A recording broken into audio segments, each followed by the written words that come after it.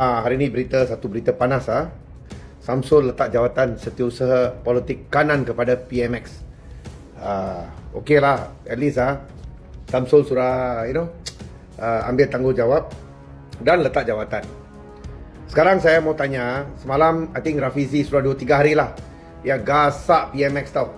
Dia gasak cukup-cukup, macam-macam lah, dia perli dia perlekeh dia, you name it lah. So sekarang saya mau tanya sama you Rafizi, lu bila mau resign, awak kena main masa pemilihan timbalan presiden PKR, you kena main. You pun tak letak jawatan. Lepas tu you hari-hari you attack Prime Minister, you attack you punya parti sendiri. You pun tak letak jawatan. Kalau you tak setuju dengan you punya parti dan juga you punya PMX, you punya Perdana Menteri, you letak jawatan lah. Kan itu kerusi parlimen yang you menang tu, itu ialah kerusi yang diberi oleh PKR kepada awak. You punya geng ada 10 orang, semua letak jawatan. Kita boleh ada satu election lagi sekali. You duduk dalam you punya parti PKR, lepas tu you hari-hari kutuk you punya parti, you kutuk PMX. So you ingat semua rakyat Malaysia semua bodoh kah? Kalau you tak setuju dengan you punya presiden, you punya parti, presiden kepada parti PKR, you letak jawatan lah. Macam dia kan. You hari-hari hantam, sekarang dia letak jawatan. Okey lah, dia gentleman lah. Sama ada apa dia buat betul ke tak betul ke apa ke, itu biar pihak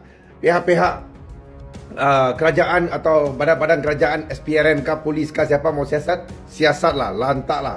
Tapi dia letak jawatan, gentleman. You yang tara malu punya orang, you Rafizi, macam-macam you kutuk, siang malam you kutuk, duduk dalam lebih parti, you tak mau letak jawatan. Ini bodoh punya PMX, dengan ini bodoh punya parti pun tak mau ambil tindakan disiplin terhadap dia. Saya pun pelik tau, lu orang tak tahu lu orang drama ke, atau I really don't understand. Kalau parti lain dah kena buang dah. Macam saya, saya ada sekali saya kutuk saya punya kepimpinan tertinggi dalam saya punya parti, saya kena buang. Macam tu, maknanya cepat kena buang, dalam setengah hari sudah kena buang. Tapi sini hari-hari dia kutuk sama you, dia kutuk. Sudah I think berbulan lah lepas itu pemilihan timbalan presiden PKR, hingga hari ni hari-hari dia kutuk you punya kerajaan pun you tak mau ambil tindakan. Memang orang semua tak malu punya orang lah, orang semua.